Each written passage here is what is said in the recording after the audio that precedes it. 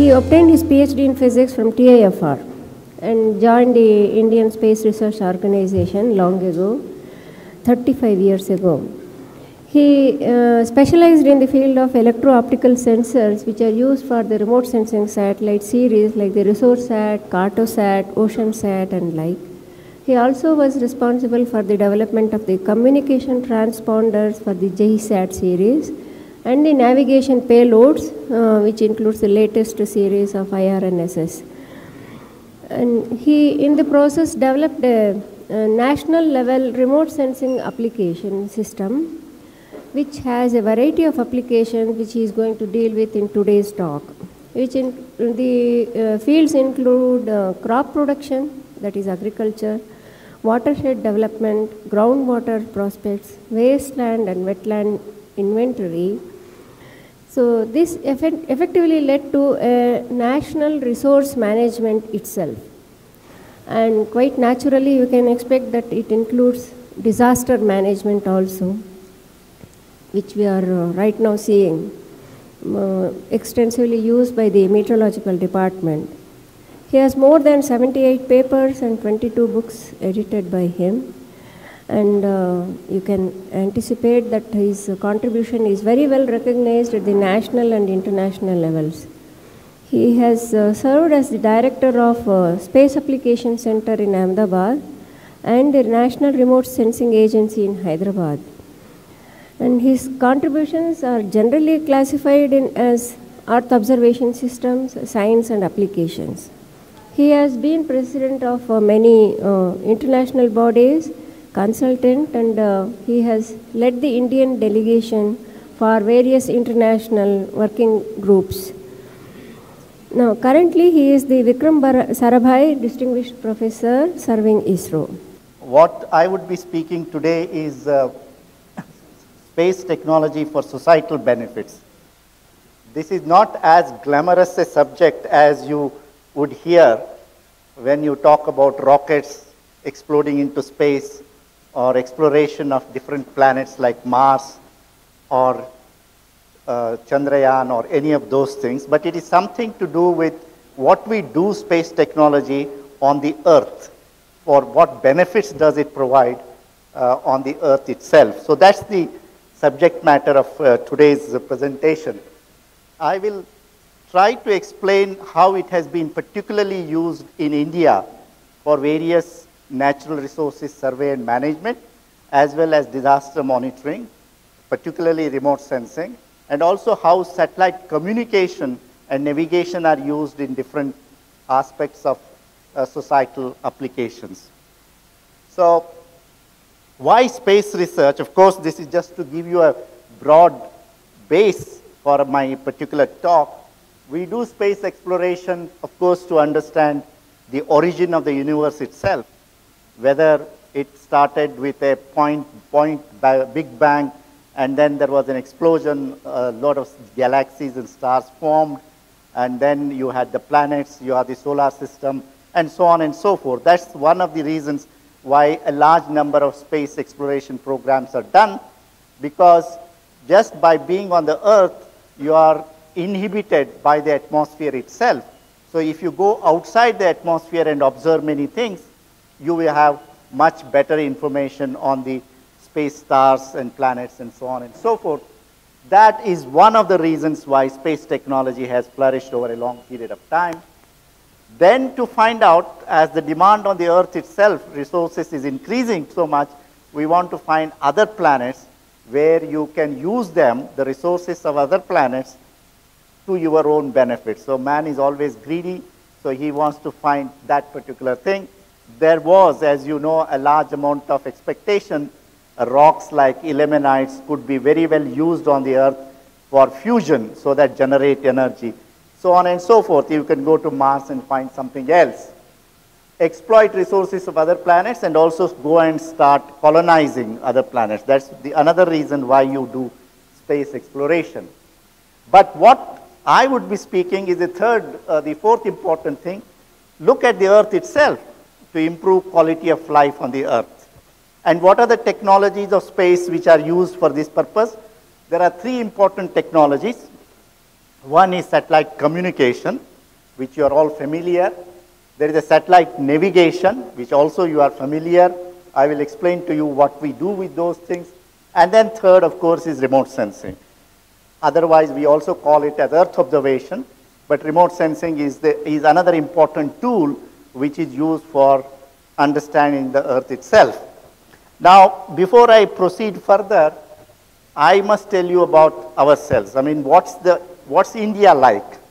You know, India is almost a subcontinent, which is quite big, and you have about 3.27 million square kilometers of geographical area.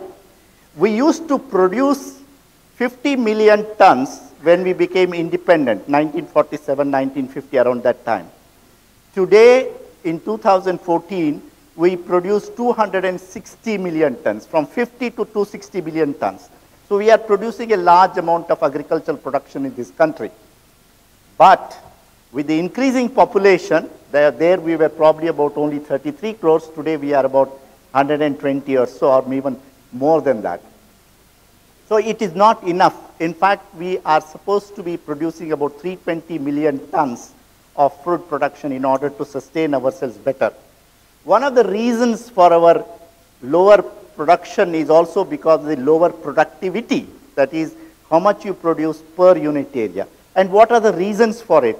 Can we improve? And can satellite data be used to improve this particular thing? That's one of the problems. The second problem is, we have an average between June to September 30th, average 88 centimeters of rainfall. That is almost about a meter. If you take the entire India geographic area, put 1 meter of water. That's the amount of rainfall that we get. But, as you know, you have regions where you have droughts, you have no drinking water, you have floods, and all related uncertainties with respect to the water itself. Our groundwater tables, even in Bangalore, as you know, is going down, etc. So whether we can use satellite data to address some of these issues, that's the second most important thing related to water. First food, then water. Then you have forests. According to us, our constitution, written in the statutory, we are supposed to have 33% of our geographic area under forests. And today we have only about 21%, but really not really full crop canopy, the tree canopies, but actually out of that only 11% where trees are covering the area. The rest of them are only known as forests in the books of government, but there are trees which are very sparse or degraded. That's another reason. Then most of our rivers in the North India are supposed to be perennial. That is, all 12 months there is water, either because of the rainfall or because of the the glaciers which melt, or the snow which melts provides water. But over the years, as you have heard from many of the sources, that these are retreating. And we may have in the short term more of water coming because they are melting, but in the long term you may have perenniality completely disappearing in these. That's another reason. Then of course you have a large coastline and associated problems of the coastline, because most of the industries get set up on the coastline. And coastline, we have 40% of India's population, and world over this is true, lives along the coast. And this is the one which is most vulnerable to disasters as well as to many of the other related problems. Then of course, one of our great resources is the population, human resources itself.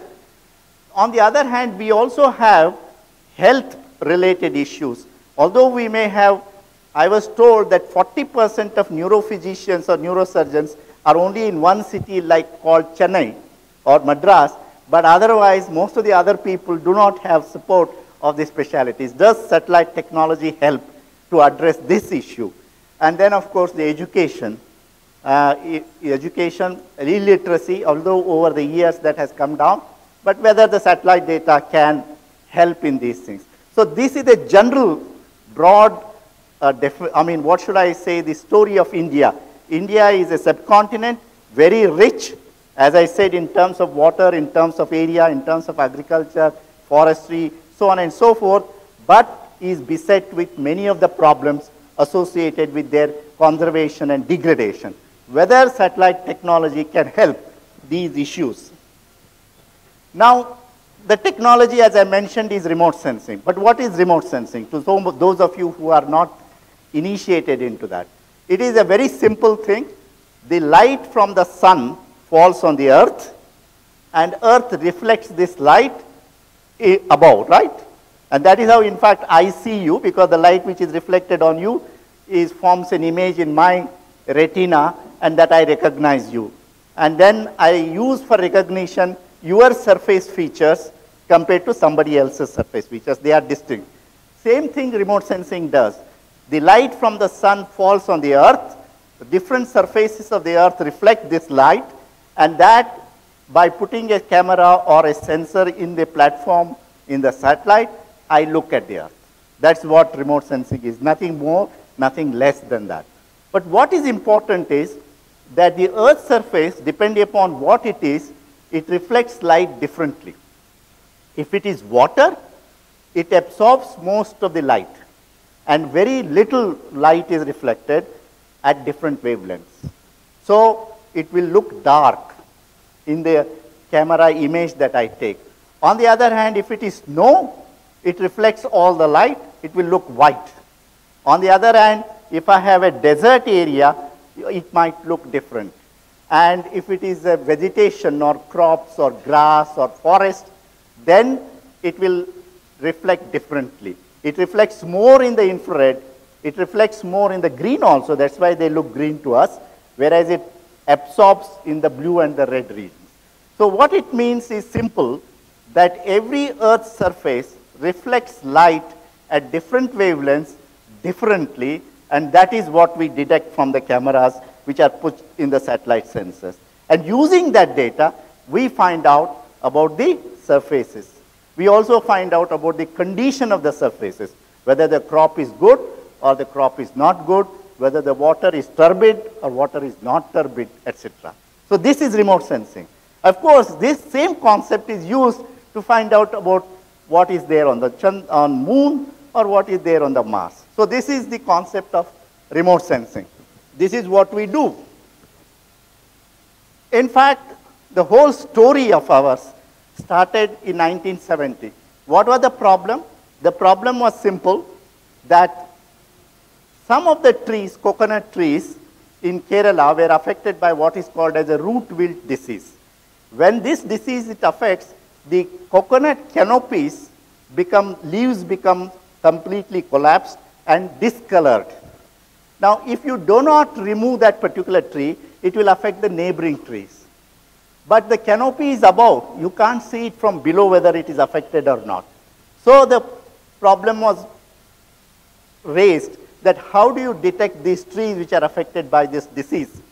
So what experiment was done was to take a camera, put it in a helicopter, and use color infrared images and fly over it. And in the color infrared images, when you look at those trees which had this particular disease were looking different compared to the other one. And that is how they could detect those things and give 500 rupees to the farmer so that he can remove that particular tree. And this has been the basic purpose of all remote sensing. Of course, this was done using only a helicopter, only 1,000 feet, using color infrared images. But then this has been done using later on as we proceeded further into satellites. So we have launched many satellites over a period of time, right? All of you know that thing.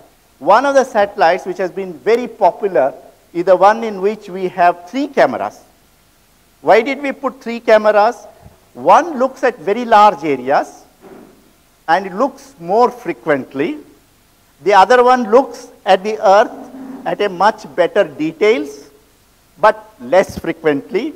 And the third one looks at many more details, that means more resolution, but has a smaller swath. So that depending upon our problem, if I am looking at drought, I look at large areas. If I am looking at orchards, I look at much more details. Using these things, we can look at all problems what we are trying to do. So just to show you the kind of image that you get from the satellite. Before I go to this, explain to this one, I must tell you one very simple thing for you to remember. See, infrared, you have seen blue, green, red, and infrared, right? Infrared is not visible to us, we don't see it, but our sensors see infrared. The crops reflect more light in infrared, okay? They absorb red, they reflect green, they absorb blue because of chlorophyll pigments which are there in that. But that infrared I want to see. So what I do is, whatever is infrared reflected, I give red color to it. That is why all crops which have more infrared, they look red in this kind of an image. So those which are red in this particular thing are crops. Which are greenish looking, that means there is no crop grown. And within the red, there are differences. That means either it can be a different crop, or it could be the same crop, but doesn't have the same health as the other one. So differences within those things you can make out from such an image. So this is the principle that we use. So how do we, first problem that I mentioned to you is, we want to increase agriculture production. So how do we increase agriculture production?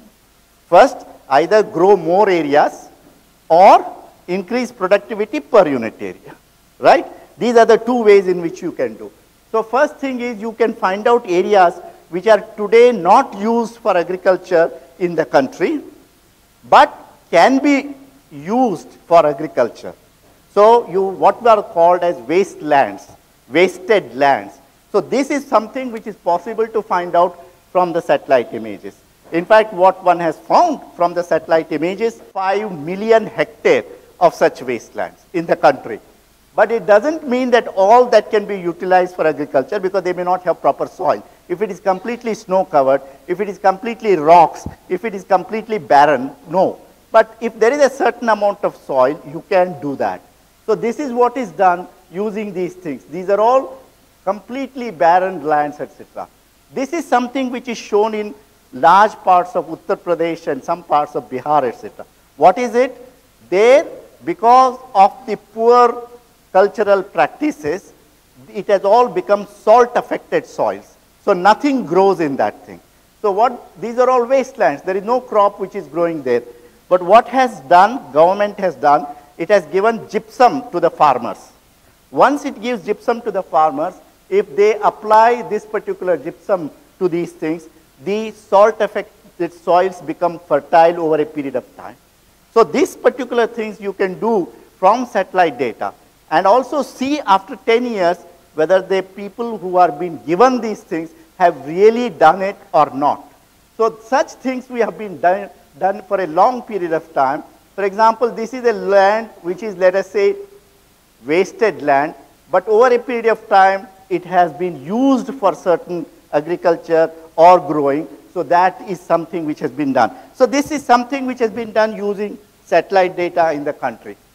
Now this is, I just want to show you this example. This is how our country would look in, let us say, during September to October period. A large amount of area is covered with agricultural crops. But during the Rabi season, what we call as between February and March, you find that there are many areas where obviously agriculture is not done. Of course, it is not done for various reasons. But if you look at these particular regions, this is showing some kind of a cyan color. What does that show? That shows there is a residual moisture available in these regions. But because the farmers do not have the wherewithal to grow second crop during the winter season, either they don't have money, they don't have seeds, or some other purposes, implements, etc., they don't do. And this particular thing itself is about 11.65 million hectares. Now, if this 11.65 million hectares is used for agriculture, and even if you say 2 tons per hectare, so you have increased agriculture production of the country by 22 or 23 million tons. So this is another way in which this satellite data is used, identifying regions where the crop is grown only during Kharif, but it is not growing in the other season. Though this is another way of doing things. So what we are doing today is that we are using this technology to find out how much crop is grown in the country, what is its productivity, what is the total production. So for example, last year we made this exercise using satellite data, and we found that it is 262 million tons. Or for example, wheat, how much it is, rice, how much it is, etc. Why is it important? Because there are many things. One, how much can we export? Can we import? Do we need to import? Depending upon if it is less. And it is not grown uniformly throughout the country. You have to transport that from one place to the other, right? All this information is necessary to be known, not after the crop is harvested and it comes to the market, much before. So if the wheat gets harvested in April, I need to know in March itself, in February itself, how much is it likely to be. For rice, I must know in August and September itself. This is what the satellite data provides for our country. And in fact, today you can see here the agriculture minister, the former agriculture minister. There is an institution which does this exercise and provides these production forecasts. And I must tell you one thing, that the same satellite, our satellite data, was also being used by the United States to make such forecasts for the entire globe, so that they will be able to know how to compare these prices, etc.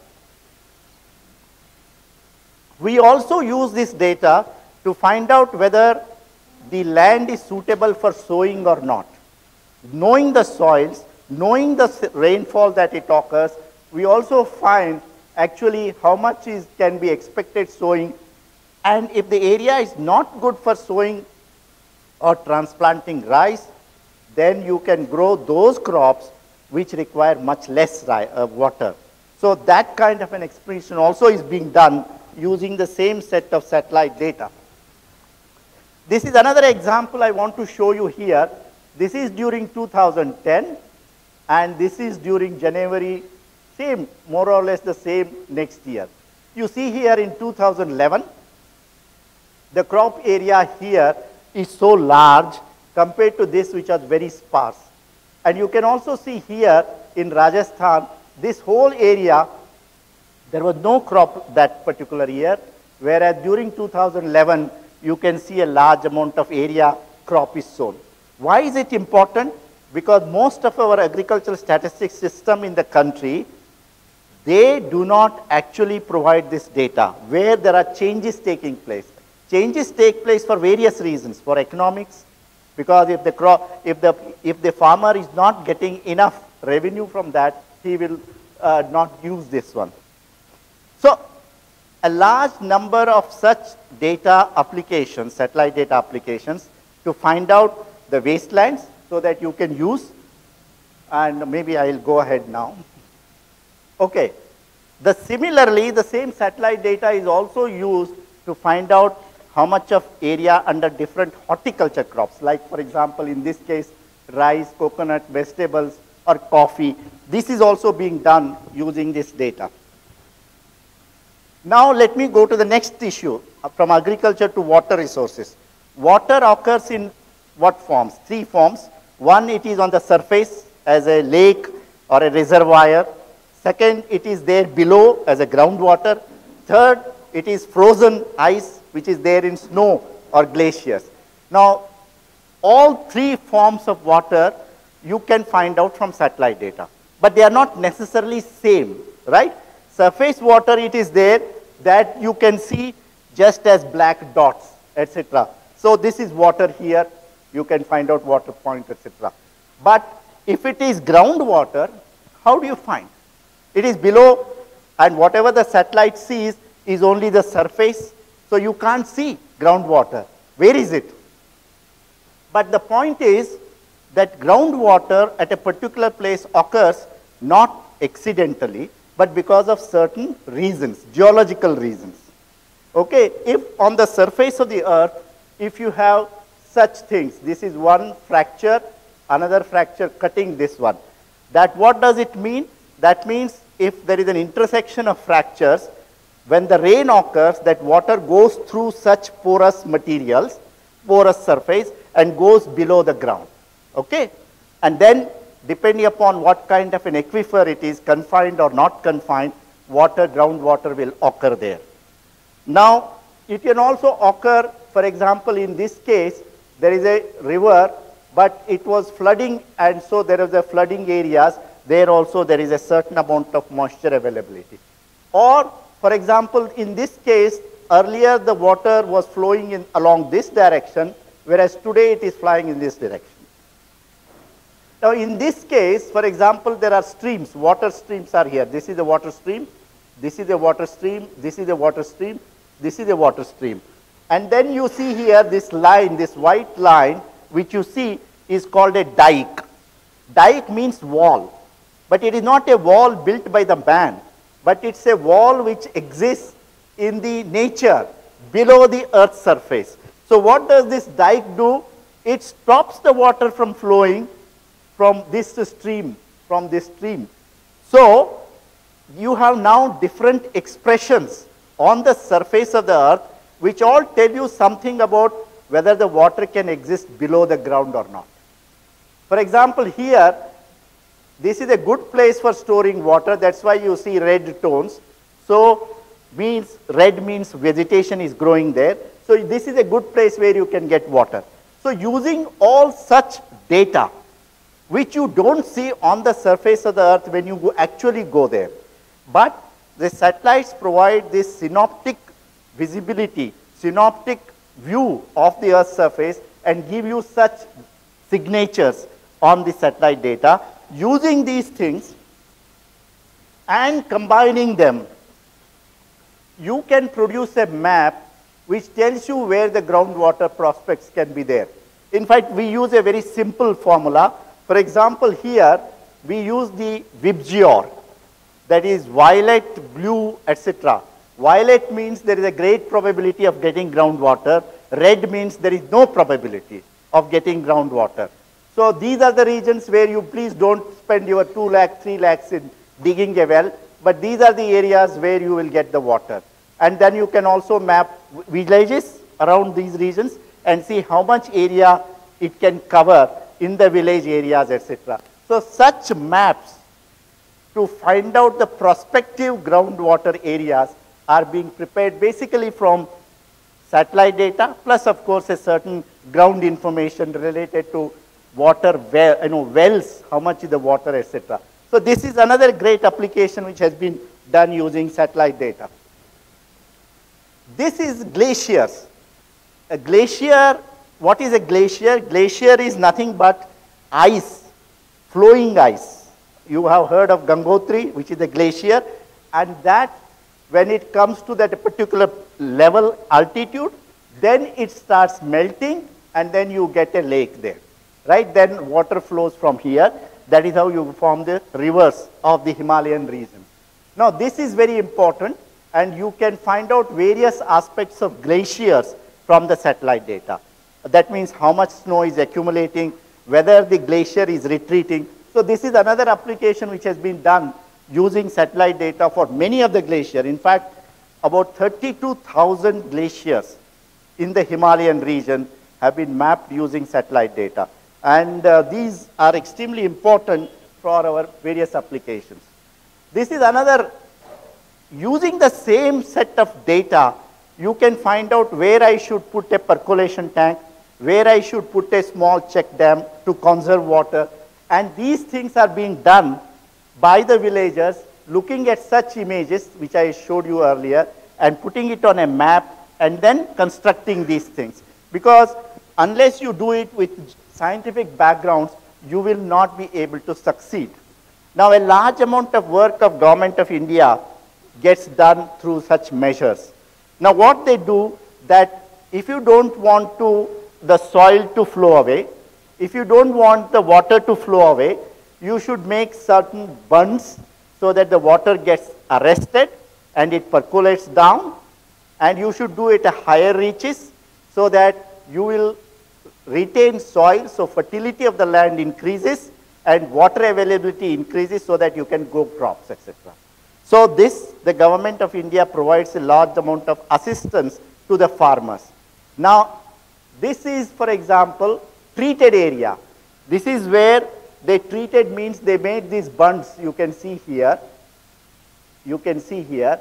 And after 5 years or so, you see that there is a large amount of growth of crops, etc. here.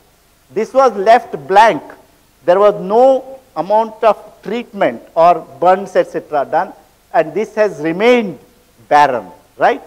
So it is not only in making such plans that the satellite data is used, but also in monitoring after 5 to 10 years whether the money that has been spent is useful or not, or has been constructively used or not. So this is also a monitoring it is used.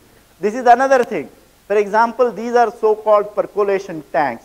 Now, if you make a percolation tank and if it is completely permeable at the bottom, then the water will flow away, right? Water will not remain.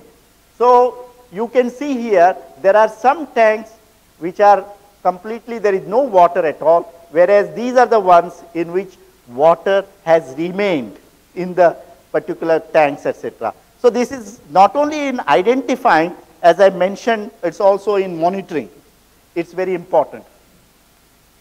The next problem application which I want to mention is about fish. In oceans, where do the fish occur?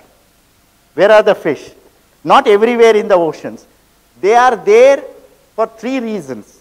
One, they get the food at a particular place. Second, the environment is very friendly. That means certain temperature range which the fish want are existing there. Third is something for breeding. They do breeding only at a certain specific point. So you have 3 important things. One is the food, the other is the temperature. Now what is the food for fish?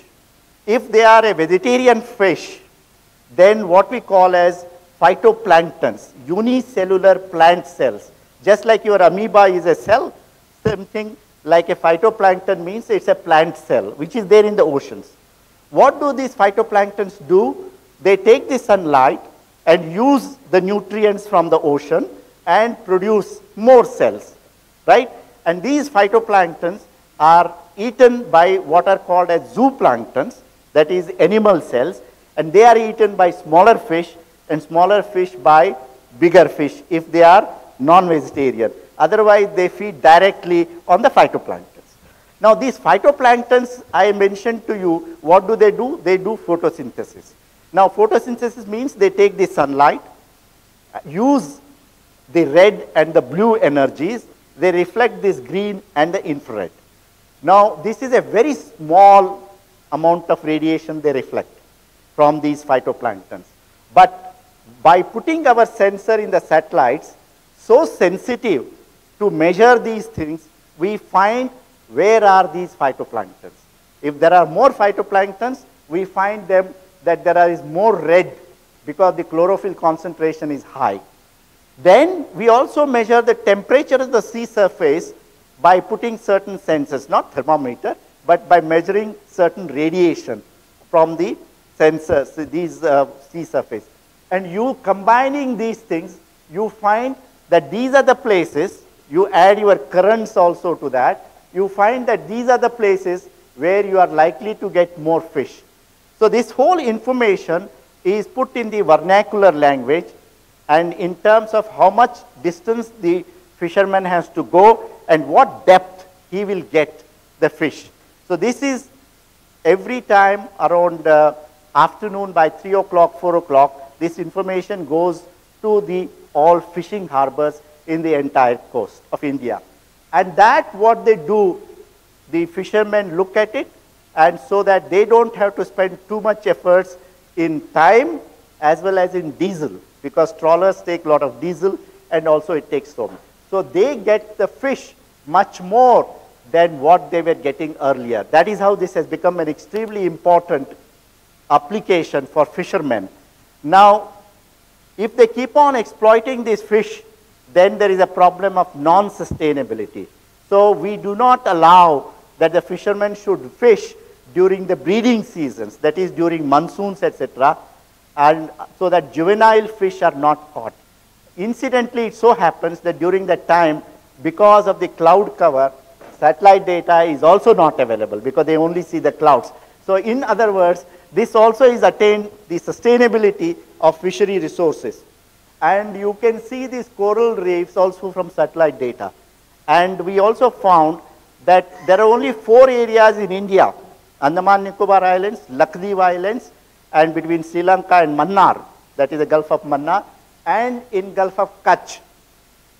Among these places, Gulf of Kutch is the one where, because of certain industries, cement industries, etc., the coral reefs are getting degraded. So this from satellite data, we do see the areas where coral reefs are there and where the coral reefs are getting degraded. In fact, you can see here, algal ridge, because the algae is also nothing but again plant cells, and they have chlorophyll pigments, and they reflect light in the infrared and the green and absorb red and the blue. So that is the reason how it is used in many of these applications. So this is also being done using, that is, environmental monitoring. Then of course forestry, which you are, many of you are aware. You can find out how much forest is there, how much encroachment happens. There is another application which I want to mention about.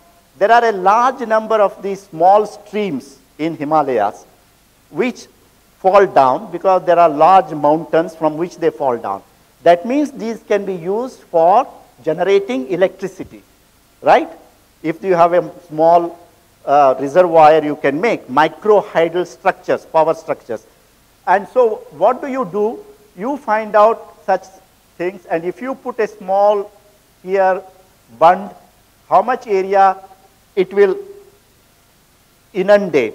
So there are more than 500 to 1,000 such places in the Himalayas.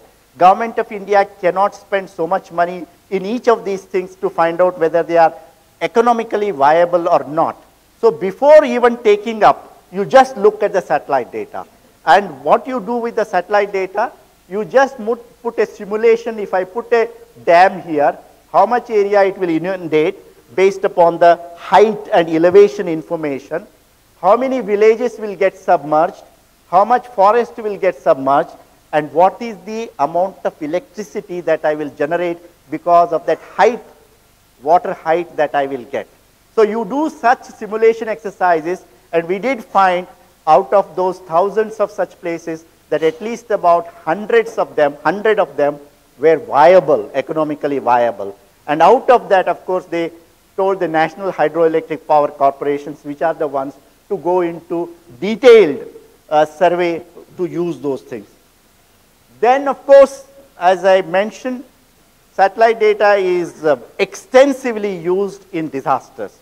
Now, you have many disasters, whether it is earthquake, landslides, cyclones, drought, many of these volcanoes, etc.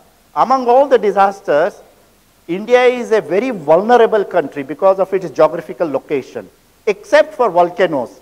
We don't have volcanoes, except there is one in 3 Mile Island in Andaman Nicobar Island, but it's not a very big one. But we do have cyclones, we do have many earthquakes, we do have landslides, you have heard, and drought, of course, it was there, etc. Now, in each of these things, the degree of use of satellite data is different, as you know. In case of floods and in case of cyclones, it is extensively used. For example, in last year, of course, this is in Kedarnath, satellite data could be used to find out the total areas affected. But of course, when does a landslide occur? Landslide occurs because of 2 reasons. Either there is an earthquake, because of the earthquake landslides are induced, or if there is a heavy rainfall. Of course, earthquake prediction is a more tricky subject. It is not so much still available from satellite data. But heavy rainfalls is something which is possible today with the satellite data by measuring the cloud top temperatures, the cloud physics, and other aspects. Through modeling it is possible. In fact, this was also predicted that there will be heavy rainfall in the Kedarnath areas, etc. Then, of course, you can also find out about the kind of damage that is done, etc. Now, this is a recent one. This is in the J&K, Jammu and Kashmir in Srinagar. You can see this is the before pre-flood area. These are all white things are all buildings that they reflect more light, etc. here. Whereas here you can see it is after the floods, the entire area, how much area is flooded, that you can find out. And this is something which is available, you know, every few hours you can even get it depending upon the availability of satellites, etc. So areas which are affected by floods is very much possible. Now, as far as cyclones are concerned, you might have heard that in 1999, there was a super cyclone hitting Orissa. And if I'm not mistaken, about 15 to 20,000 people died. From 1999 to 2014 or 2013 last year, when Phylline hit, and you remember it is the same day, October 12, 2013, that Phylline cyclone hit. And how many people died? Just a few numbers.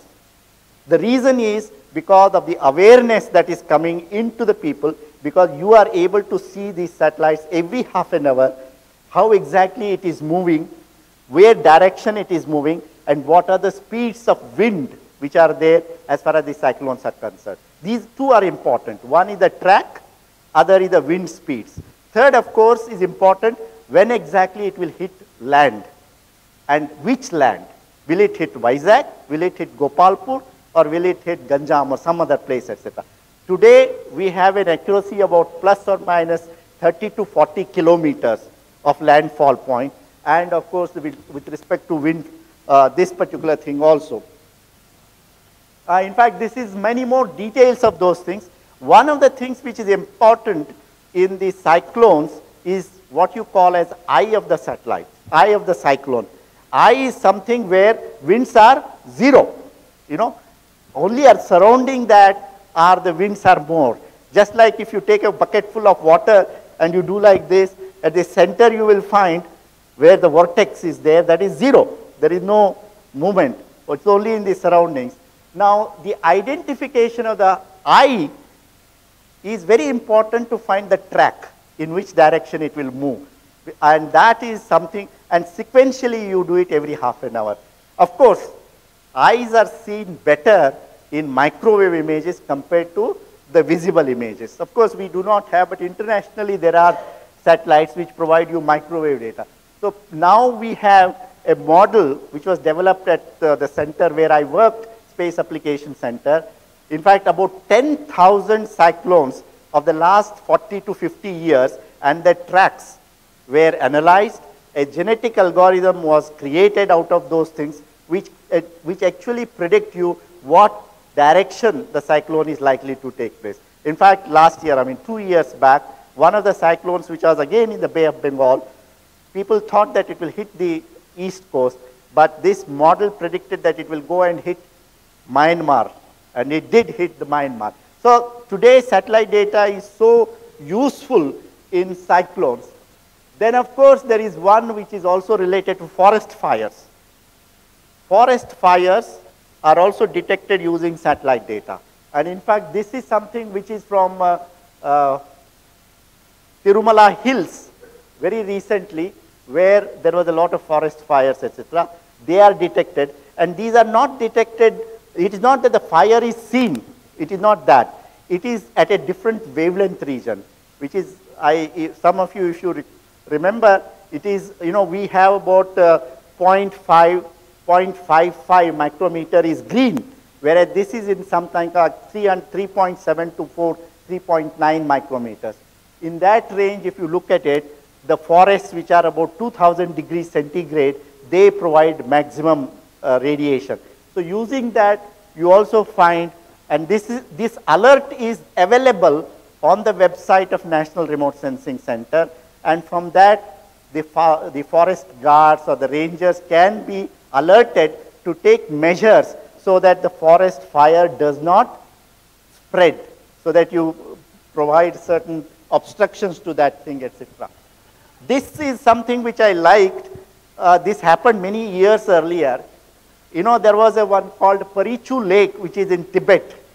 And this was supposed to burst and hit Himachal Pradesh, flash flood. Now, how does it form? Because if there is a landslide, what happens if there is a landslide? It blocks. And then with water starts keep coming, and during the winter, this is all frozen. So there is nothing that happens. But once the summer comes, this water melts and it starts putting pressure on this so-called block, which is created by the landslide. And one day, at one time, suddenly it breaks and the whole water flushes. It's something like a flash flood, and Himachal Pradesh would get completely inundated. So we were asked this question to keep monitoring this and tell us when exactly, how much water is there, how will it affect this one particular thing. So we had our satellite which was going on that place more frequently, and we were monitoring this particular thing. And we also calculated based upon the elevation information and the spread, how much water is there and how much time it will take. And suddenly there was a fear among the people of Himachal Pradesh that that it is going to burst, etc. Now, it had burst once, so they were once bitten, twice shy. So they had such problems about those things. Of course, we had also been in touch. The government of India was in touch with the Chinese government, and they were trying to make this controlled stream to go away. And we did find that that was being done, and we did find that instead of 193 hectare of water area, it had become 99 hectare area, so that we could provide a complete relief alert that there is no water left in that thing, so there won't be any flash floods now in Himachal Pradesh. So this is another way in which the satellite data are used. And I must tell you that there are many such blocked reservoirs which are frozen during winter in the Himalayas. This is related to satellite communication. How is the satellite communication done? Basically, you have from an earth station, you uplink the carrier wave at a certain frequency along with your information. Then it goes to the satellite. There is a transponder in the satellite that converts, that in fact reduces the frequency so that it amplifies, it reduces the frequency, and then at different frequency ranges, it is transmitted down. That's the job of a satellite communication. This is what is done. And this is used for many applications, right? Entire area of broadcasting. Doordarshan does broadcasting, or many other things broadcasting, that is done through satellites. You also do direct to home. You have a KU band dish antenna, that is also by satellites. Then you can do emergency communication. You can also do VSAT, very aperture, very small satellite apertures which are there. From one place to the other place, the information. For example, the banks use it, your ATMs use it. A large number of such applications are there of satellite communication. Then in order to use this on the ground, we use small equipment, to receive signals from the satellites. I only want to tell you one small thing that we developed. This is called a distress alert terminal, this so-called red lantern. This is for the fishermen.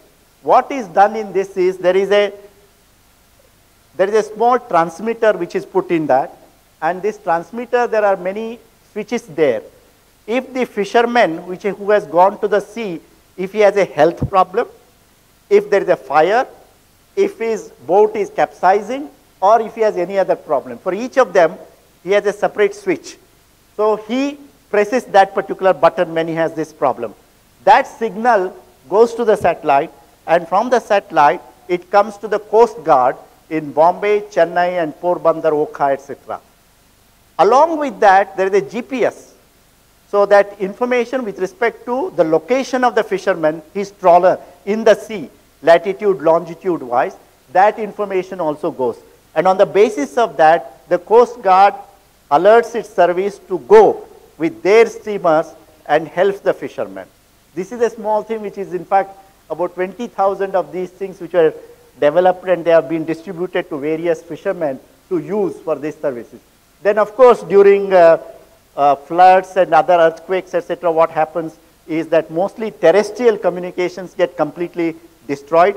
Only satellite phones which work, and there is a satellite phone which is also developed. So there are many such things which are also done using satellite communication information. Then there are two important areas in which it is used. One is the tele-education, wherein an expert teacher from one place can give the lectures and it is broadcast to many places, many schools, many colleges, which are being used by Indira Gandhi National Open University, University Grants Commission. IITs have started using it. So this is used, in fact, Karnataka VTU also uses it. And this, of course, then there is also an improvement in this, in which a teacher is teaching, students can answer questions, ask questions, which the teacher answers. That's an interactive mode. That is, again, a little more different from one in which only a broadcast. There may be terminals which are only receive-only terminals, or there will be interactive terminals. So this is something which is being used in many parts of the country using satellite data. In fact, we had a dedicated satellite called EduSat, education satellite, for this purpose. Now, the same thing can also be used for telemedicine. That is, a doctor at a particular place, in fact, here with the patient, he transmits all that his diagnostic information, etc., to a super specialty hospital so that the specialist doctor can advise. So these things are also done using space. This is just to show you some examples. Maybe I will show you only one example, that is this. This is Ahmedabad Sabarmati Kendriya Jail. Now, where does the jail come into the picture? You know, jail has large number of convicts. The Sabarmati jail, in fact, has about, I do not know, about 6,000 convicts or so in that particular jail. Now, you cannot take the convicts every time they have a medical problem outside to the specialist hospitals, etc. So they have a resident doctor, but resident doctor is not a specialist. So what he does is that resident doctor takes his ECG or any other things, etc., and from that he transmits it to the satellite, and from there it goes to the Apollo hospitals, and the specialist, in fact, will look at all those things, asks a few questions to that particular convict, and based upon that, he advises the doctor what to do. In fact, this is where, I was involved, and that's the first time I went to Sabarmati jail in order to inaugurate this particular thing. I hope I don't have to go again. But in fact, this particular person was the convict who was to be hanged after 15 days or so. That was the particular thing. And this is something which is extremely used in, particularly inaccessible regions. This was very much used during 2004, Andaman Nicobar Islands, where there was a tsunami. They were not able to come to Madras, so it was used. For armed forces, use it in the forward areas where this facility is extremely useful. This is something which also I must tell you, this is in Kutch regions, in where earthquake had taken place, etc. There are a large number of misguided youth. That means they don't have any, they neither go to the school, nor do they go to do their work, and so they are misguided in mischief, etc. So there is a one called Gujarat Vidyapith in Ahmedabad. So what they do is they have set up a telemedicine, a tele-education center there, and through that they teach them electrician's job.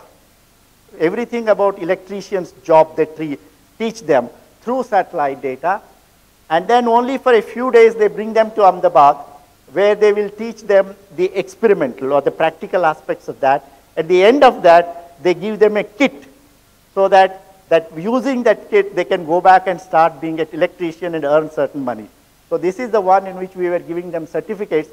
The fact that they are being taught through satellites itself is a great motivation for these people, that they later on get into some useful service. Then, of course, you have a navigation. All of you are, of course, familiar with GPS, Global Positioning System, which is a US-based thing, which helps you to find out where you are, location in terms of latitude, longitude, and also certain height information. But in times of crisis, etc., these signals from GPS satellites may not be available. Even if they are available for civilian purposes, they may not be available for strategic purposes where accuracies of higher location accuracies are required. So what India has started is the Indian Regional Navigation Satellite System, out of which the constellation as of now is 7 satellites, and 2 of them have been launched, and the third satellite in IRNSS 1C is to be launched on October 16th, early morning. And these satellites will form, and they would provide you of a few meters location accuracy using this particular thing. Then the other application of navigation which India has done is related to what is called a GPS-aided geo-augmented navigation. What does it mean? That is, when you are using GPS signals and you are finding out your coordinates, there is a certain error associated with that. Because that error comes because when it passes through the atmosphere, ionosphere, there is a certain delay in those things. Whereas the aircraft require a much better accuracy for correction for those things. How do you do those things? By putting certain sensors, you measure how much delay occurs, and this information you put it to our own satellites, our geosynchronous satellites, and that corrected version goes to the aircraft. And this is what is being done using our satellites. 2 such satellites have been launched. So this is the Gagan, the GPS-aided geo-augmentation navigation, and this is what is being done using our own satellites to provide better location accuracies to our aircraft. The other area is satellite data is also used in large number of archaeological applications. Now this is related to Talakadu near Mysore, many of you may be aware, and this is a microwave image. You can see here that the water is flowing along this one. But what is not seen here is seen here. This is the one. That means this is a channel which is buried below the ground. There is a water flowing and this particular thing, and that is picked up by the microwave signals. And in fact, this is important because how did Talakadu became completely ruined, and today it is completely covered by sand, etc. How did it happen, etc. There are many questions which require answers, and many of these things you can see it from the satellite data. So apart from all those agriculture, forestry, water, glaciers, infrastructure, and all those things, telemedicine, teleeducation, it is also used. In fact, this is the one which is the Hampi, the entire Hampi Vijayanagara kingdom. That is what is seen from satellite. And today, you know, when you want to declare something as a UNESCO heritage, there is a rule that a certain area around that heritage must be conserved. Otherwise, it will get disturbed. So this, all these things, how much area, etc., comes from satellite data. So this is also being done these days. Many such applications are done. So that's it. I mean, I just thought I would give you a flavor of these applications. All of you are familiar with Google images. All of you mostly see Google. But this is something from our own satellite. Please see it, and you please identify where you are. This is, of course, the race course, right? And you are here. Thank you very much.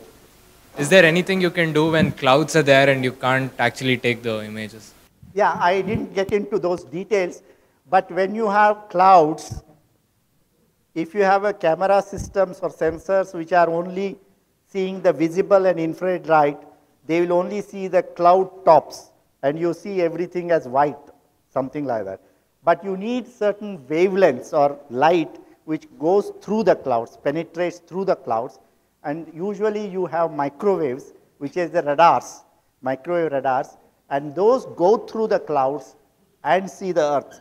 So we have built a radar, synthetic aperture radar, which operates at C-band, which is about 5.3 gigahertz or 5.2 wavelength, centimeters wavelength, etc.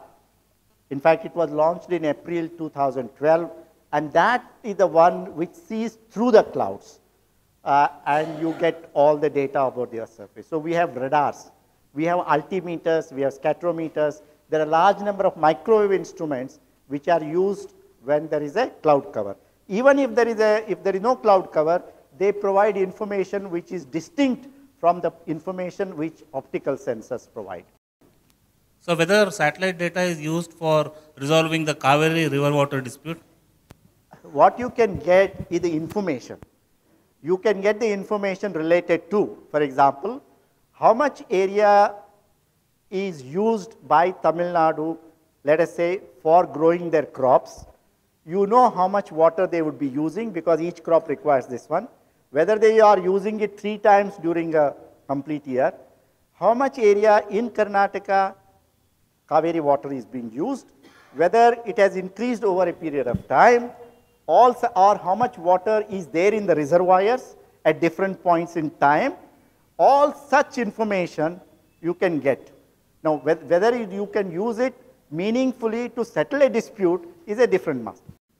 Sir, is there a possibility of connecting the national rivers? There are a large number of studies which have been done as part of this so-called river, linking of rivers of the north to the south. Okay?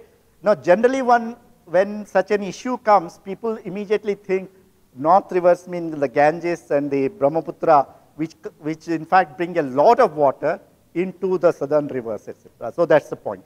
But first thing we must understand is that North India is very much at the sea level. It's a plain area. Southern India is roughly 3,000 to 1,000 feet above mean sea level is a plateau. So first thing you must understand is that somebody has to do something in order to lift water from that level to this level. So that costs energy, right? Now whether it is economically viable to lift that much water to this one. So the problem can be subdivided. That means there may be issues related to connecting one river to the other within the smaller regions itself. For example, if you have something which is, let's say, a large amount of Godavari water which also goes to the sea. Now whether the Godavari can be connected to Krishna, whether the Krishna can be connected to some other rivers, which are of course a slightly different problem compared to the northern rivers to this one. So the problem you have to understand in terms of not only feasibility, but also economic viability. But all that is required for this is in terms of perenniality, how much water, at what point, how much is the elevation, which is the path, which is the least resistance, where I can make a tunnel. All such things, for that information that is required, can be available from satellites, can be available from aerial platforms. How can satellite image, identify these areas or low-lying areas and to help the government people to solve this problem? Many a times these are problems of implementation rather than the lack of information. You get my point. It's not that one does not know where there is encroachment. It's a question of implementation. I will give you a slightly different example. Many years ago, I think it was somewhere around mid-90s, in Dhule areas of Maharashtra, there was a problem of forest encroachment. Now, it went to the High Court, Bombay High Court. Now, what Maharashtra government had done was to say that all people who had occupied those forest areas before 1990 have to be legalized. And those who have come after 1990, they have to be evicted. And this was in 1998. In 1998, when you go, you can't find out who had come when, right? So what did they approached the SAC, Space Application Center. So we looked at the data right from 1980, 85, 88, 90, 92, 95, etc. From sequential images of these things, you find out which areas of forest were encroached which time. And on the basis of that, it was identified that those areas which have been encroached after 1990. And on the basis of that, High Court gave its verdict. So sequential satellite data can be used to identify what happened when, right? Earlier, of course, our satellites were not so, did not have that much resolution or in terms of details as to look at encroachments in an urban area. But today, the satellite data has 1 meter or better than a meter, so you can find out those areas. But whether it has been encroached by X or Y, that you can't find out, right? Sir, how do we get the depth information? The third, how do we get the depth information? Because satellite will be taking just the... You see, most of the satellite remote sensing today relates to surface. First, let me say that thing. Okay, it relates to only the surface. We only use surface manifestation or expressions on the surface to deduce something which is below. But in case of water, depending upon the depth, the signatures can be different. Now, there is another thing that when the waves are there in the oceans, when they come nearer the coast, depending upon the depth or what you call as bathymetry, they change their wave pattern. Okay? So, microwave synthetic aperture data, when you analyze that wave pattern or wave spectrum, then you can find out, infer about the bathymetry or the depth of the oceans, etc. But that's an indirect method of finding out. But it is not as accurate as one finds from echo sounders using sound waves. So, as far as depth is concerned, this kind of remote sensing is not as much useful as the echo sounder. The parameters are different. How the how the camera captures the data is different. How is that combination done? Two satellites need not be at the same time, and they are not normally at the same time. And the kind of specifications for the two satellites or two camera systems can also be different. But what one is trying to do is to fuse them, use it as another dimension to the data, and to enhance certain features which are there. So this is what basically image processing techniques do in order to give you much better information than individually available in a single image. That is possible to do. But before that, you need to do certain, you need to take certain steps. One is at a certain resolution X, the other is a certain resolution Y. So you may have to convert one into the other resolution. That is called some resampling.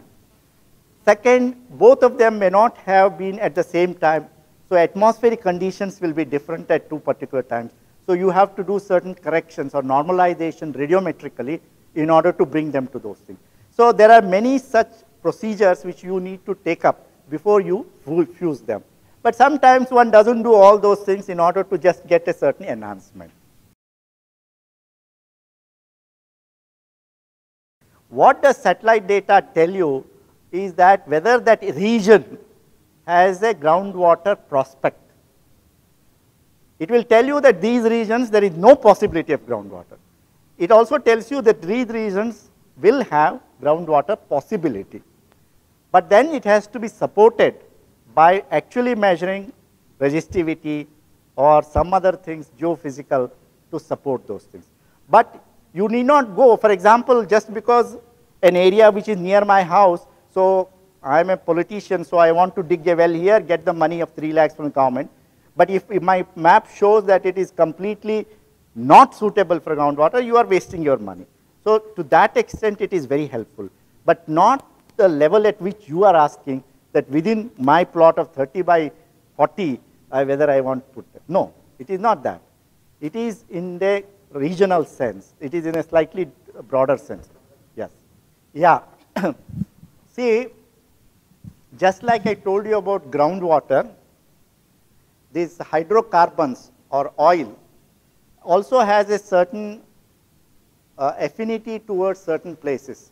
One of the ways in which it is used in the oceans is that in the oceans, if I have a satellite and I have an altimeter, altimeter you understand, which finds the altitude. So it comes and goes back, the signal. So you find the altitude. Now what one has done using these altimeters is to find out sea surface. Okay? Now sea surface, we think it is level everywhere, but it is not. At some places sea surface is below like this, at some purpose it is bulging like this. Now wherever it is like this or wherever it is bulging like this, why does it occur? Because below that at the ocean bottom, the earth or the rocks which are there, they pull it. Okay? Now where the rocks are dense, they pull it. Where the rocks are porous, they have less gravity. Based upon these things, you can, from the altimeter, they have found out those things.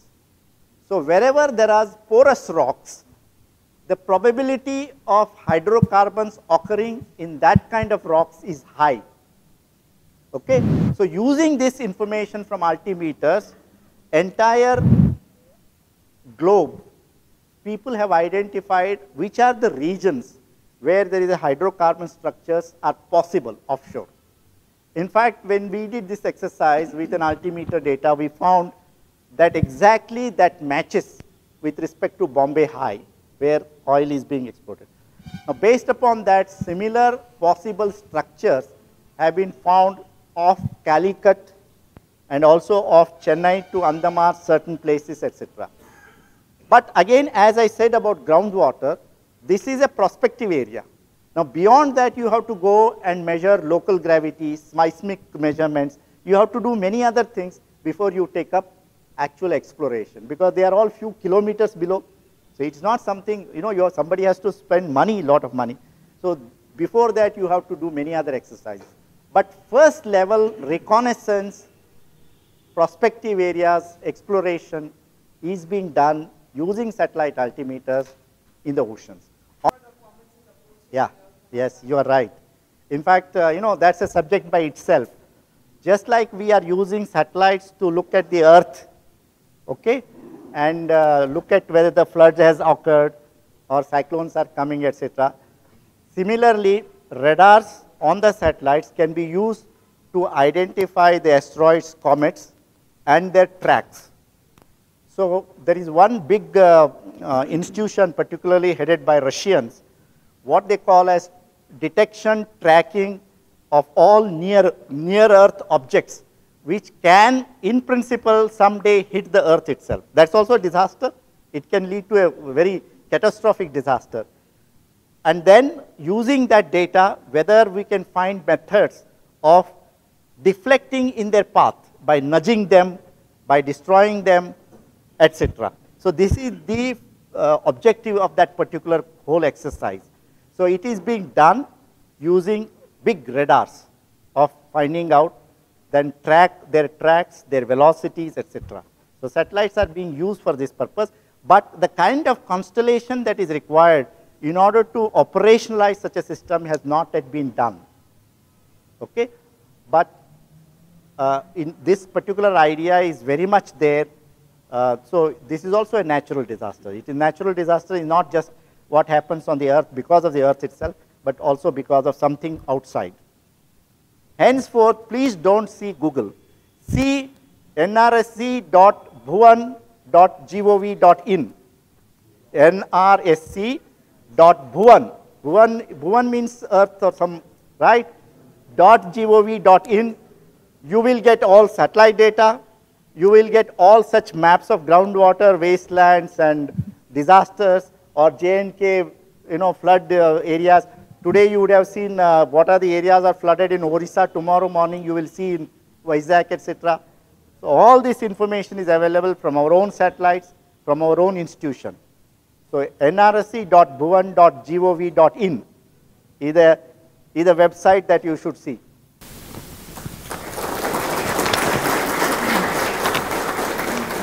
On behalf of Jawaharlal Nehru Planetarium and all the people who have assembled here, we extend a very warm thanks to Professor Naval Gund for the wonderful broad brush stroke that he gave, covering almost every aspect of societal applications of space technology. So thank you very much, sir.